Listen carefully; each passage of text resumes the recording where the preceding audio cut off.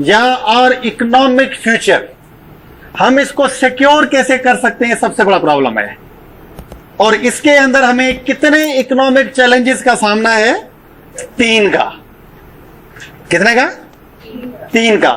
सबसे पहले क्या है, आपके यहां एक्सटर्नल इम्बैलेंस है, यानी कि बाहर के कर्जे ज्यादा हैं कि नहीं है।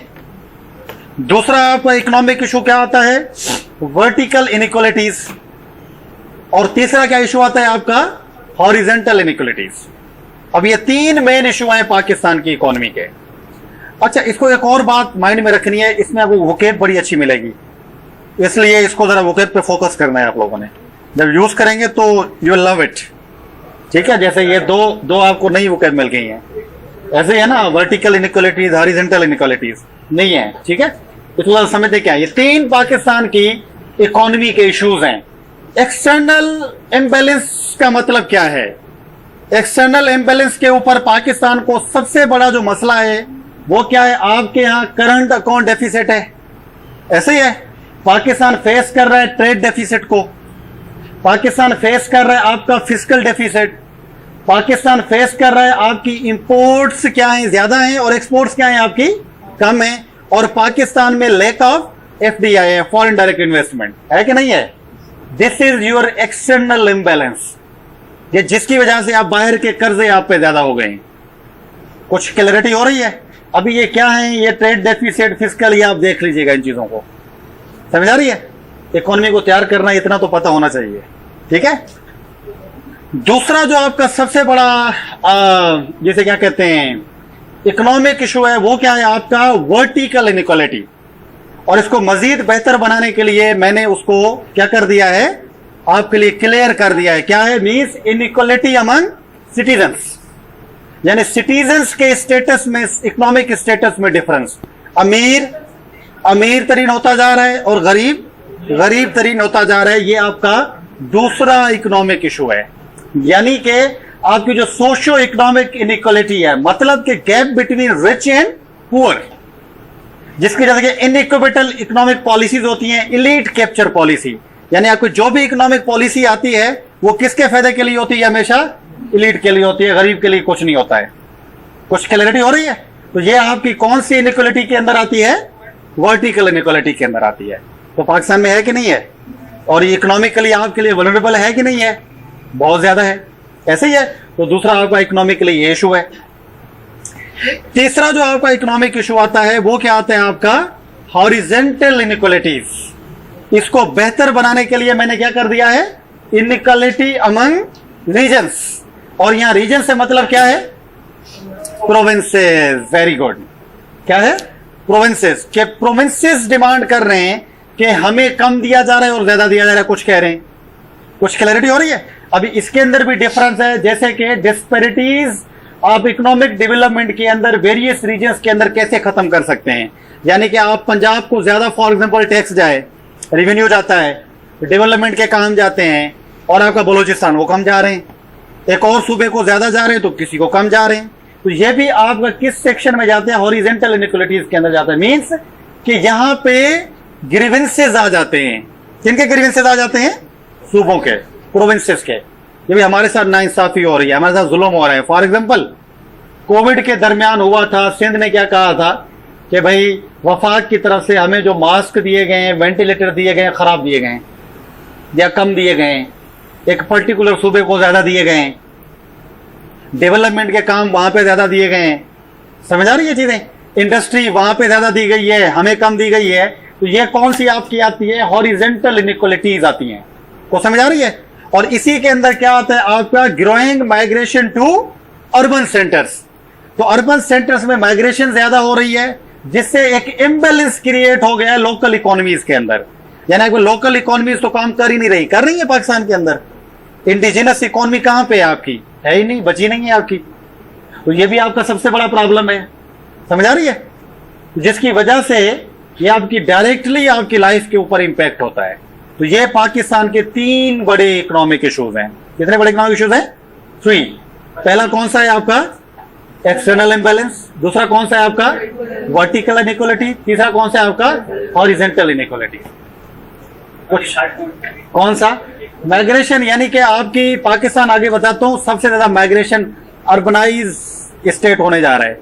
तो जब आपकी रूरल एरिया से लोग निकल के आ जाते हैं शहरों में, तो शहरों में इम्बैलेंस हो जाता है। तो उन इम्बैलेंस को कैसे रोका जाए, ये बड़ा इशू है पाकिस्तान के लिए। लोकल ये कि आपकी इंडिजिनस इकोनॉमी खत्म हो गई है।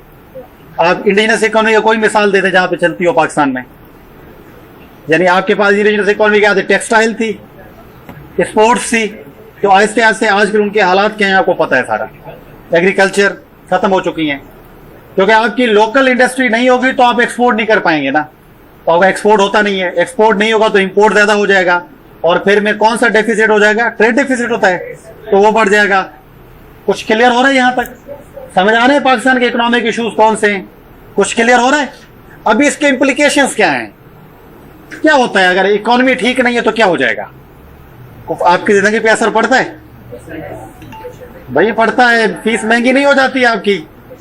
आज से 3 साल पहले पढ़ने वाले इस अकेडमी के अंदर फीस कम देते थे और आप लोग ज्यादा दे रहे हैं। समझ आ रही है? तो जब पूछे भी क्यों हो रहा है तो वो आपसे ये कहते हैं यार महंगाई हो गई है, क्या करें। ऐसे ही है ना। तो आप इंप्लीकेशन डायरेक्टली होते हैं। कैसे होते हैं? जब आप एक्सटर्नल इम्बैलेंस में, आप इंप्लीकेशन क्या होता है जनाब आला, आपकी सॉवरेनिटी कंप्रोमाइज हो जाती है। जब आप कर्जे में होते हैं तो क्या होता है? हाँ भाई, जब आप पे एक्सटर्नल कंट्रीज के कर्जे हैं तो क्या होगा? तो जाहिर बात है जो आपकी IMF है, वर्ल्ड बैंक है, फेटफ है, वो क्या करेगी? अपनी डिमांड्स पे आपसे बातें बनवाएगी। समझ आ रही है? तो फिर आपको मजबूर करेगी कि जो हम चाहते हैं वही करें, और आपको करना पड़ेगा तो एक्सटर्नल इम्बैलेंस के साथ। और आपके यहाँ सोशल अनरेस्ट होता है कि नहीं होता है? काफी सारा पाकिस्तान में आजकल केसेस चल रहे हैं जहां पे माएं अपने बच्चों के साथ खुदकुशियां कर रही हैं, और नोट क्या लिखा जाता है आखिर में कि खाने पीने के लिए हमारे पास पैसे नहीं थे। आपके यहाँ एक्सप्लॉयटेशन होती है, पॉलिटिकल इंस्टेबिलिटी होती है, इसी की वजह से ही लड़ाई झगड़े होते हैं आपके यहाँ। और इसी चीज को कौन एक्सप्लॉइट करती हैं? आपकी सब नेशनलिस्ट एलिमेंट्स, वो जो आपके इंसर्जेंट्स हैं। समझ आ रही है? सेशनिस्ट मूवमेंट्स वाले लोग नहीं थे जो वो कहते हैं भी हमारे साथ जुल्म हो रहा है, ये सारी चीजें हमें क्या चाहिए, हम यहां से भाई डिसइंटीग्रेट होना चाहते हैं। तो वो इसको मजीद एक्सप्लॉइट करते हैं। तो यानी एथनिक पॉलिटिक्स राइज होती है और आपकी रूरल अर्बन माइग्रेशन के इश्यूज ज्यादा होना शुरू हो जाते हैं। ये सबसे बड़ा इंप्लीकेशन है। यानी आप लोग अर्बन के अंदर रूरल के लोग चले तो गए, जब आप उनको प्रॉपर फैसिलिटीज नहीं दोगे तो क्या होगा नतीजा? तो क्राइम बढ़ेंगे, आपकी जो है हेल्थ के इश्यूज बढ़ेंगे। कुछ क्लैरिटी हो रही है? कराची के साथ क्या मसला है? यही मसला है ना कि आपने उसको कंट्रोल नहीं किया है। कंट्रोल ना करने से आपको पता ही नहीं है कहां पे क्या हो रहा है। 2 सिटीज ऐसे हैं पाकिस्तान के अंदर जो आपको नजर आते हैं, जैसे क्या कहते हैं, आप एक प्लानिंग के साथ बने हुए। एक इस्लामाबाद, दूसरा गवादर, 2 ही हैं। बाकी कैसे सिटीज वो स्प्रॉल कर रहे हैं कोई पता नहीं होता। कुछ क्लैरिटी हो रही है? तो ये आपकी इंप्लीकेशंस हैं अगर आप इन इशू को रिजॉल्व नहीं करते तो। कुछ क्लैरिटी हो रही है? समझ आ रही है? तो अगर हम इनको रिजॉल्व करने की बात की जाए तो हमारे पास पहली बात तो कौन सी अप्रोचेज हम साथ यूज करेंगे जो पहले बताइए आपको। ऐसे ही है? कुछ क्लियर हो रही है? 7 अप्रोचेज। हाउएवर, तो अपॉर्चुनिटीज या होप्स या प्रोस्पेक्ट्स क्या हो सकते हैं हमारे यहाँ जनाब? ग्रोथ एंड डेवलपमेंट, अगर इसको हम देखें तो हैं अपॉर्चुनिटीज हमारी इकोनॉमी से? कुछ आपको नजर आती है चीजें? यानी जिस कंडीशन में हम रह रहे हैं कुछ अपॉर्चुनिटीज होप्स हैं या नहीं है? हैं भाई। आप काफी चीजें ऐसी हैं जिनको आप प्रॉपर तरीके से यूज कर लो, इन मसाइल से बच सकते हो। और मैं सबसे पहला क्या है आपका? Growth and development. इसका मतलब क्या है जनाब आला? आपके पास एग्रीकल्चर बहुत ज्यादा है, आपके इंडस्ट्रियल सेक्टर्स भी हैं, इंफॉर्मेशन टेक्नोलॉजी को थोड़ा सा इस्तेमाल करो, आप चीजें बचा सकते हो, आप इन प्रॉब्लम से बच सकते हो। अपॉर्चुनिटी है आपके लिए। इसी के साथ साथ क्या है आपका कि अगर आपकी इंडस्ट्री है, कौन सी है? इंडस्ट्री है, उसको मजीद कंसोलिडेट करो तो पॉसिबल है कि आप देखें ना, टेक्सटाइल इंडस्ट्री तो अवेलेबल है ना आपके पास, सीमेंट इंडस्ट्री है आपके पास। मसला सिर्फ एक है उनके साथ, क्या है उनका मसला? यह है कि प्रॉपर पावर सप्लाई नहीं है। ऐसे है ना, जिसकी वजह से काम नहीं करती हैं। पिछली हुकूमत के अंदर आपकी ग्रोथ जा रही थी अच्छे तरीके से। रीजन क्या था? आपकी इंडस्ट्रियलाइजेशन ज्यादा हो रही थी, और इंडस्ट्रियलाइजेशन क्यों हो रही थी? जो हमने सब्सिडीज दी थी उनको डील करने के लिए, तो उनका काम चल रहा था। तो हमारे पास ये सारी चीजें अवेलेबल हैं। अगर इसके साथ हम डिजिटल कनेक्टिविटी दे देते हैं इनको, तो आप इनसे बहुत बड़ा फायदा उठा सकते हो। तो we have opportunities economic growth की और डेवलपमेंट से रिलेटेड, तो हम कर सकते हैं। दूसरी आपकी अपॉर्चुनिटीज क्या आ सकती हैं? Trade, investment and connectivity. भाई पाकिस्तान की कनेक्टिविटी किन स्टेट्स के साथ है? यस, कार्स, चाइना है, सीपेक है आपका, इधर से आपका ईरान है, और उधर से आप इंडियन ओशन के साथ बैठे हुए हैं, और बहुत ज्यादा है। मींस के पाकिस्तान की जियो स्ट्रेटेजिक पोजीशन कितनी शानदार है। This is the melting pot of global economic interest. Afghanistan के साथ कार्स, और फिर आप रशिया, इधर से आप जाते हैं आप इंडियन ओशन के साथ आप मिडिल ईस्ट के बाद अफ्रीका, और आप ये पूरे इंडियन ओशन के अंदर आप एक मेल्टिंग पॉइंट पोजीशन के ऊपर बैठे हुए हैं। अगर इन स्टेट के साथ आप अच्छे बायलेटरल इंगेजमेंट डेवलप कर लें, तो आप इस प्रॉब्लम से निकल सकते हैं कि नहीं निकल सकते हैं? आपकी जियो इकोनॉमिक लोकेशन आपके लिए सबसे बड़ी अपॉर्चुनिटी है, होप है कि नहीं है? तो मतलब कि इससे बचा जा सकता है। कुछ क्लैरिटी हो रही है? समझ आ रही है चीजें? एंड थर्ड, आपके पास अब इसी के साथ अगर अपॉर्चुनिटीज के हिसाब से बात की जाए, तो आपकी जो जियो इकोनॉमिक लोकेशन है, मैंने वही बताया, south, central Asia, middle east तक आपको देती है। अफगानिस्तान के अंदर रीजनल पीस स्टेबिलिटी कायम हो रही है, तो आपको फायदा है या नुकसान है? इससे फायदा उठा सकते हैं। सीपैक से आप कितना फायदा उठा सकते हैं?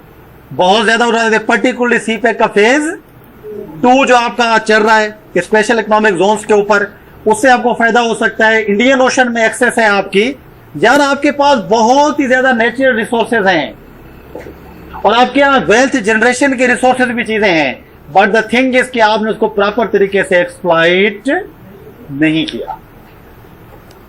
समझ आ रही है? मतलब there is a ray of hope in this dark era है आपके पास। मीन्स कि आपकी इस पूरी इकोनॉमिक अपॉर्चुनिटीज प्रॉब्लम्स में you have opportunities. Is it clear? को समझ आ रही है चीजें?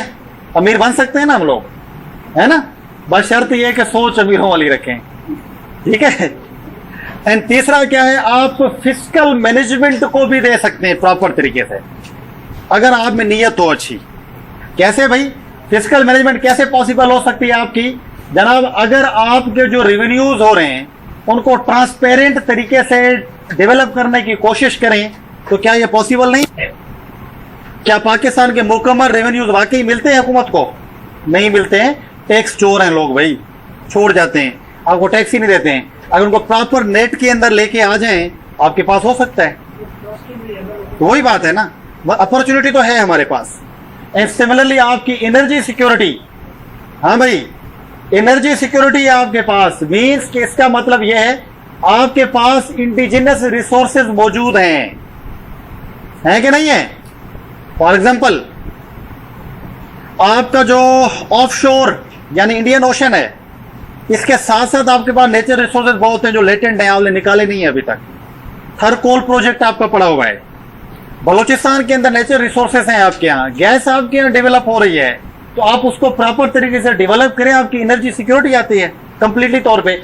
और साथ में क्या, विंड एनर्जी। भाई आपने जरूरी आपकी ऑयल और प्रोडक्शन के ऊपर एनर्जी को लेकर चलना, इलेक्ट्रिसिटी को। आपके पास विंड एनर्जी की बहुत अच्छी स्पॉट्स हैं जिनको आप यूज करें। फॉर एग्जाम्पल आपके यहाँ ये जो एरियाज हैं, हाँ ठट्ठा और बदीन के जो एरियाज हैं, वहां पे आप विंड एनर्जी लगाई जा सकती है। सोलर एनर्जी पे चीजों को क्या करने की कोशिश करें, कन्वर्ट करने की कोशिश करें, आप कर सकते हैं। मेरा पूरा गांव, मेरा घर भी तो सोलर एनर्जी पे ही चल रहा है। हमारे यहाँ तो लाइट नहीं है, चीजें चल जाती हैं अच्छी कुछ, और काफी चीजें हो भी गई हैं, ऐसे डेवलप भी हो रही हैं।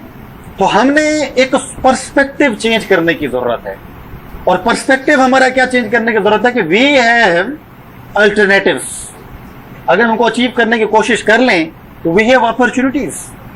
ऐसा नहीं है कि कुछ भी नहीं है, मौजूद है चीजें। कुछ क्लियर हो रहा है?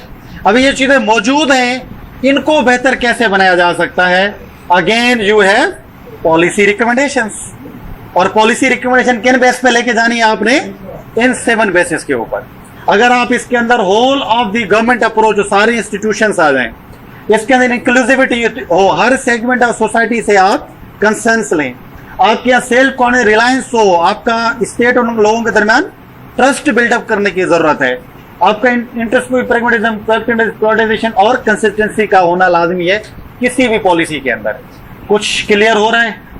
थोड़ी सी हेल्प मैं कर देता हूं आप लोगों की इसको मजीद बेहतर बनाने के लिए। तो सबसे पहला क्या है, किस चीज की जरूरत है आपको?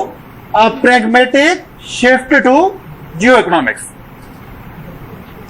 क्या कहते हैं, गंदा है पर धंधा है ये। भैया माने ना माने, आप जियो स्ट्रेटेजिक से जियो इकोनॉमिक्स की तरफ आपको मूव करना पड़ेगा। This is a pragmatic shift, जरूरत है, इमोशनल नहीं है, पॉसिबल भी है। और जियो इकोनॉमिक शिफ्ट का मतलब क्या है कि जनाब आप पाकिस्तान की जियो स्ट्रेटेजिक लोकेशन एक लेवरेज बन सकती है इकोनॉमिक गेन्स को अचीव करने के लिए, रीजन में भी और ग्लोब के अंदर भी। बन सकती है कि नहीं बन सकती है? क्यों बन सकती है? बिकॉज आपकी जियो स्ट्रेटेजिक लोकेशन ऐसी है। कैसी है जियो स्ट्रेटेजिक लोकेशन? एक तरफ से कौन है? कार्स, दूसरी तरफ से कौन है आपका? चाइना, तीसरी तरफ से कौन है? Middle east. इंडियन ओशन से आप अफ्रीका तक जा सकते हैं, और अफ्रीका के आप रेड सी में क्रॉस हो, सुएज कैनाल से जाएं और यूरोप में भी जा सकते हैं। यह आपकी स्ट्रेटेजिक लोकेशन है जो आपको लिवरेज दे रही है। You can take a maximum benefit of it. और इसके लिए आपको कौन सी पॉलिसी अपनाना होगी? जियो इकोनॉमिक्स की। इसको डिटेल से भी मैंने पढ़ाया हुआ है। इसका मतलब ये नहीं है कि हम अपने जियो स्ट्रेटेजिक चीजों को साइड पे कर रहे हैं, नहीं, but we are using our geo economic location for the leverage of economic gains. कुछ क्लैरिटी हो रही है? तो हम इसको इस्तेमाल करें तो आप काफी मसाइल आपके रिजॉल्व हो सकते हैं। एंड देन देयर कम्स, आपका क्या आता है? इकोनॉमी एंड ट्रेड को आप बढ़ा सकते हैं। तो how you can promote economic policies to join ranks of upper middle income countries. अब किसके साथ रिलेशन अच्छे बनाएं? गरीबों के साथ नहीं। कौन सी स्टेट्स? जो आपकी अपर मिडिल इनकम के अंदर हों, उनके यहां जो प्रोडक्टिविटी, इन्वेस्टमेंट और सेविंग्स जिनके यहां ज्यादा हो। तो आप क्या कर सकते हैं? पाकिस्तान की जियो इकोनॉमिक लोकेशन को ट्रेड और कनेक्टिविटी के साथ किया जा सकता है यूज। किन कंट्रीज के साथ? अपर मिडिल इनकम स्टेट के साथ। फॉर एग्जांपल आपकी मिडिल ईस्टर्न कंट्रीज हैं, कतर है, सऊदीया है, ओमान है, कुछ यूएई है, समझा रही? ये अपर मिडिल इनकम वाली कंट्रीज हैं। इनके साथ अपनी कनेक्टिविटी को बढ़ाने की जरूरत है। आपके मसाइल हल हो सकते हैं, ठीक है? हाँ बिल्कुल, आसियान भी आती हैं। एंड देन आपको क्या आता है? एनर्जी सिक्योरिटी, यानी कि पाकिस्तान अपने एनर्जी सेक्टर को रिफॉर्म कर सकता है इको फ्रेंडली रिफॉर्म के साथ, यानी जिससे आपको मौसम पे असरात ना हो। तो क्या कर सकता है? कैसे पॉसिबल है? आप अपनी मार्केट बेस्ड एनर्जी के ऊपर पाकिस्तान को मूव करने की जरूरत है, एनर्जी के स्टोरेज को इंप्रूव करने की जरूरत है, और उससे इंपॉर्टेंट क्या है कि आप इंडिजिनस एनर्जी रिसोर्सेज को डेवलप करें। और आपके पास अवेलेबल हैं चीजें। फॉर एग्जांपल थर्कोल आपके घर में है ना, थर में है ना, तो वहां घर में ही है ना पाकिस्तान के, ठीक है? तो ठीक है, तो अगर हम उसको प्रॉपर तरीके से एक्सप्लॉइट करें, उसको यूटिलाइज करें, तो बजाय कि हम ये एलपीजी जो बाहर से मंगवाते हैं इसको हम यूज करें, तो हम अपने जो एनर्जी सेक्टर है उसको डेवलप करने की कोशिश क्यों ना की जाए? कर सकते हैं, पॉसिबल है। तो आप एनर्जी सेक्टर्स में काफी चीजों को डील कर सकते हैं। इसी के अलावा और बड़ी इंपॉर्टेंट चीज क्या है? इकोनॉमी आपकी एक अच्छे ह्यूमन रिसोर्स के अलावा डेवलप नहीं हो सकती। इसमें क्या है? आपका education, security and global human resource को डेवलप करने की जरूरत है जनाब। मतलब क्या है इसका? मतलब यह है कि आप भाई ऐसी एजुकेशन सिस्टम को दें जो सबसे पहली तो अफोर्डेबल हो और क्वालिटी बेस्ड हो कि नहीं हो? हमारे एजुकेशन सिस्टम कैसा है? आपके एजुकेशन सिस्टम जो इकोनॉमी रिलेटेड है वो तो है नहीं, क्वालिटी बेस्ड है नहीं। यानी मुझे बताएं आपके कितने ज्यादा लोग हैं जो यहां से निकले जिन्हें अपने स्टार्टअप शुरू करें? वोकेशनल ट्रेनिंग का है दौर, यहाँ पे फोकस हो रही है? बिल्कुल नहीं हो रही है। प्रोफेशनल ट्रेनिंग पे भी नहीं हो रही है, यहाँ पे फोकस नहीं हो रहा है। हमारे खुद एचईसी के चेयरमैन कहते हैं कि पाकिस्तान यूनिवर्सिटी एक अच्छा स्टूडेंट और अच्छा सिटीजन नहीं दे सकती। तो मतलब कि आपका एजुकेशन लेवल को बेहतर बनाने की जरूरत है, जो ग्लोबली कंपेटिटिव हो। और फोकस किसके ऊपर होना चाहिए एजुकेशन का, जो हेल्प करे हमारे किसके ऊपर, नॉलेज क्रिएशन। कौन सा हो, मार्केटेबल स्किल्स और साइंस और टेक्नोलॉजी, इसके ऊपर फोकस करने की जरूरत है। ऑल्दो इसके अंदर हम सोशल साइंस वाले बेचारे मार्जिनलाइज हो जाएंगे, बहरहाल इकोनॉमी ठीक हो जाए, चलो कर ही लो भाई, हम देख लेंगे, रोजी रोटी का मालिक तो अल्लाह है ना, ठीक है। तो किसके ऊपर होना चाहिए, मार्केटेबल स्किल्स, साइंस और टेक्नोलॉजी पे ज्यादा फोकस होना चाहिए। Is it clear? जो आपकी लास्ट है इकोनॉमिक, जो आपके इश्यूज हैं, जब आप इकोनॉमिक फ्यूचर को कैसे सिक्योर कर सकते हैं, लास्टली अगर सजेशन दें तो कौन सी हो सकती है, emerging technologies and artificial intelligence. तो जब तक आप इमर्जिंग टेक्नोलॉजीज और आर्टिफिशियल इंटेलिजेंस को अडॉप्ट नहीं करेंगे पाकिस्तान के अंदर, तो आप इकोनॉमी के इश्यूज को रिजॉल्व नहीं कर सकते, क्योंकि दुनिया की इकोनॉमी तकरीबन शिफ्ट हो चुकी है। ये तो अभी स्मार्ट टेक्नोलॉजीज के ऊपर सारी चीजें जा चुकी हैं, और फ्यूचर ये बता रहे हैं कि आइंदा हो सकते हैं आपकी कौन सी मनी होगी, इस टाइप की बातें हो रही हैं, यानी अगर पेपरलेस मनी की बात हो रही है। तो आपकी प्रोएक्टिव अप्रोच ये है कि आप पहले से तैयार करें खुद को उस लेवल के ऊपर। तो इसके अंदर क्या हो सकता है कि साइंस पे फोकस हो, पर्टिकुलरली किसके ऊपर, इंजीनियरिंग और स्मार्ट टेक्नोलॉजीज। आप अपने बच्चों को यूनिवर्सिटीज के अंदर इस तरीके से चीजों को सेटअप कराएं। रिसर्च पे सपोर्ट करने की जरूरत है, डेवलपमेंट पे होनी चाहिए, एजुकेशन सिस्टम के अंदर इन्वेस्ट करने की जरूरत है। आपका इंटेलेक्चुअल कैपिटल ही सब कुछ है। और प्रमोट किसको करना चाहिए, इनोवेशन को, और सपोर्ट किसको करना चाहिए, इंटरनेशनल रिसर्च एंड कोलैबोरेशन। जब तक आप ये चीजें नहीं करते, आप दुनिया के साथ कंपीट नहीं कर सकते। कुछ क्लियर हो रहा है? और इसी के साथ साथ ही क्या है कि जो पाकिस्तान है उसको कौन से रेवोल्यूशन के लिए तैयार करने की जरूरत है, फोर्थ इंडस्ट्रियल रेवोल्यूशन के लिए तैयार करने की जरूरत है। कौन सा इंडस्ट्रियल रेवोल्यूशन, फोर्थ वन। खैर हम तो पहले भी खड़े हुए हैं, बहरहाल जरूरत फोर्थ की। और फोर्थ क्या है, फोर्थ आपका आर्टिफिशियल इंटेलिजेंस का रेवोल्यूशन है। आप उसके ऊपर फोकस करने की जरूरत है। मतलब यह है कि हमारा फोकस होना चाहिए इमर्जिंग टेक्नोलॉजीज और उनकी एप्लीकेशन के ऊपर। For example artificial intelligence, data sciences, quantum computing sciences और ऑटोमेशन पे फोकस होना चाहिए। अगर आप आने वाली हमारी नस्लों को ये चीज सिखा लेते हैं तो और कुछ नहीं होता। पता है इसका फायदा क्या होगा? ये फायदा ये होगा कि आपकी इंडस्ट्री, जो आपकी इंडिजिनस इंडस्ट्री है ना, उसको थोड़ा बहुत सपोर्ट मिल जाएगी। तो बजाय कि आप बाहर से चीजें मंगाएं, आप खुद चीजें क्रिएट कर सकते हैं, खुद चीजें यहाँ पे इनोवेट कर सकते हैं। बशर्ते कि फोकस इस पे होना चाहिए। और फिलहाल अगर देखें तो हमारा, मैं कहता हूँ 1% भी काम नहीं हो रहा है इसके ऊपर, बहुत ही रेयर हो रहा है इसके ऊपर काम। कुछ क्लैरिटी हो रही है, समझ आ रही है?